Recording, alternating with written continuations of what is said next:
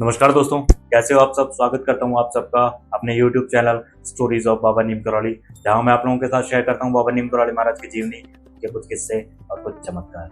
दोस्तों, कहते हैं ना कि जहां पर पुण्य और आध्यात्म बढ़ने लगता है वहां पर पाप अपना जो है पैर फंसाने का जो है कोशिश जरूर करता है। और कुछ ऐसा ही हुआ बाबा नीम करौली महाराज के साथ में। जब बाबा नीम करौली महाराज की महिमा, उनकी ख्याति और उनके चमत्कारों की जो है देश भर में प्रशंसा होने लगी, और बाबा नीम करौली महाराज के जो है देश ही नहीं विदेशों में भी कई सारे भक्त होने लगे। तो बाबा नीम करौली महाराज के कई सारे ऐसे दुश्मन हो गए थे जो बाबा नीम करौली महाराज को जो है जिंदा नहीं देखना चाहते थे, और वो चाहते थे कि बाबा नीम करौली महाराज मर जाएं। और इसके लिए उन्होंने कई बार ऐसी साजिशें की थी, जैसे बाबा नीम करौली महाराज को क्षति पहुंचते पहुंचते रही थी। लेकिन वो ये नहीं जानते थे कि जो साक्षात प्रभु हनुमान जी का अवतार है, उनका कोई कुछ क्या बिगाड़ सकता है। और ऐसा ही हुआ कुछ दोस्तों। आज का किस्सा जुड़ा हुआ है दोस्तों कुछ ऐसे इंसिडेंट के साथ में। एक बार बाबा नीम करौली महाराज बनारस गए हुए थे और उनके कुछ भक्त उनके साथ में थे। तो बाबा नीम करौली महाराज घूमते घूमते जो है अपने भक्तों के साथ में गंगा किनारे पहुंचे, और कुछ असामाजिक तत्व भी उनके साथ में थे जो चाहते थे कि जैसे ही उन्हें मौका मिले बाबा जी को क्षति पहुंचाए, नुकसान पहुंचाए, और हो सके तो उन्हें जो है मौत की घाट उतार दे। पर बाकी भक्तों की मौजूदगी में जो है ऐसा करना कुछ संभव हो नहीं पा रहा था, और इसीलिए जो है वो मौके की तान में थे कि कब उन्हें मौका मिले और कब बाबा जी को नुकसान पहुंचाए। जब बाबा जी घूमते घूमते कुछ नाव के पास में पहुंचे, तब उन असामाजिक तत्वों ने कहा कि चलो बाबा जी नाव की सैर करते हैं। और उनके साथ साथ जो है कुछ भक्तों ने और कहा कि चलो बाबा जी कोई बात नहीं, नाव की सैर की जाए। और बाबा जी उनकी बात मान गए और नाव के अंदर बैठ गए। एक नाव के अंदर जो है कई सारे भक्त और कुछ असामाजिक तत्व जो बाबा को नुकसान पहुंचाना चाह रहे थे वो भी नाव में बैठे थे, और बाबा जी के कुछ भक्त भी बैठे थे, बाबा जी बैठे थे। बाबा जी जब नाव के अंदर जो है बीच गंगा नदी में पहुंचे, तो उन असामाजिक तत्वों ने कहा चलो बाबा जी स्नान करते हैं। वो चाह रहे थे कि बाबा नीम करौली महाराज जो है जब गंगा नदी में उतरेंगे तो कुछ ना कुछ ऐसी साजिश करेंगे जिससे बाबा नीम करौली महाराज जो है डूबकर उसी के अंदर मर जाएं।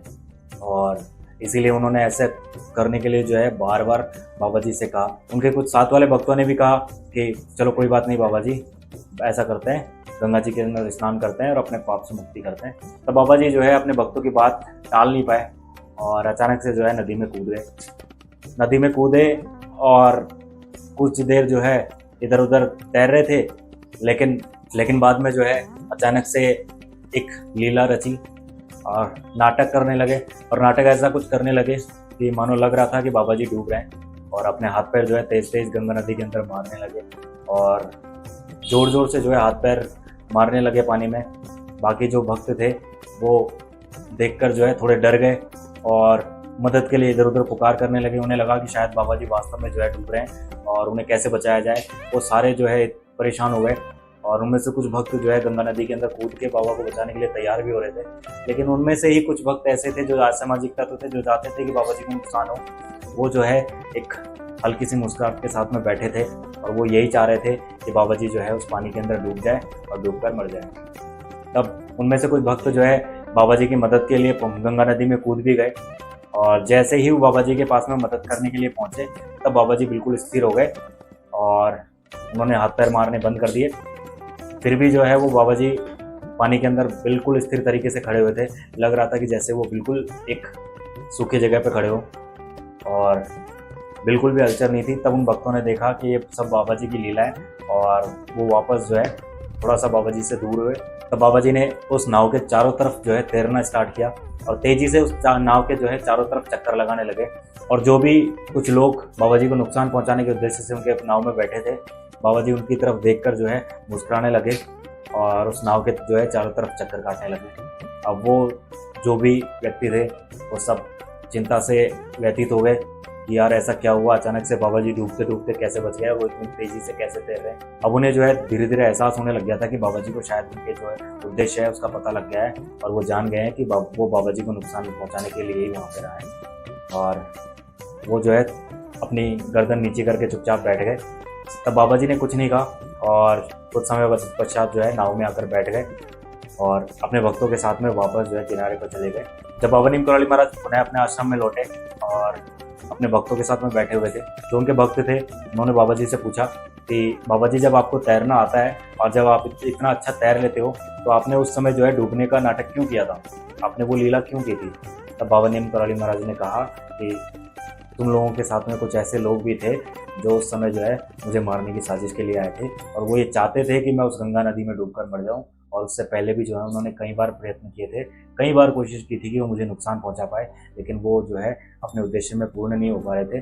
वो जब मैं डूबने का नाटक कर रहा था तो वो लोग जो है खुश हो रहे थे और ये देखकर जो है प्रसन्न हो गए थे कि शायद अब मैं डूब जाऊंगा और मर जाऊंगा। तो मैंने उन्हीं की मन की संतुष्टि के लिए जो है ये लीला रची। तब सारे भक्त जो है बाबा नीम करौली महाराज की इस लीला से बहुत ज़्यादा प्रसन्न हुए और मन ही मन जो है उन असामाजिक तत्वों की लाचारी के ऊपर जो है हंसने लगे कि जो बाबा जी स्वयं हनुमान जी के अवतार हैं वो उन्हें नुकसान पहुंचाने की कैसे सोच सकते हैं और उन्हें मारने के कैसे सोच सकते हैं। तो इस तरीके से कहते हैं कि बाबा नीम करौली महाराज कई सारी ऐसी लीलाएं किया करते थे जो उस समय भक्तों को समझ में नहीं आती थी, और लेकिन जब बाबा जी स्वयं उन्हें कुछ बताते थे, उसका उद्देश्य बताया करते थे, तब जाकर भक्तों को समझ में आता था कि बाबा जी ने इस लीला का जो है वर्णन क्यों किया, उस लीला का गठन क्यों किया और ऐसी लीला क्यों रची। तो आज के एपिसोड में इतना ही दोस्तों, मिलते हैं अगले अंक में। अगर आज का अंक आपको अच्छा लगा हो लाइक कीजिएगा, शेयर कीजिएगा, चैनल जरूर सब्सक्राइब कर लीजिएगा। मिलते हैं अगले अंक में अगले एपिसोड में, तब तक के लिए धन्यवाद। जय हिंद, जय भारत, जय बाबा नीम करौली।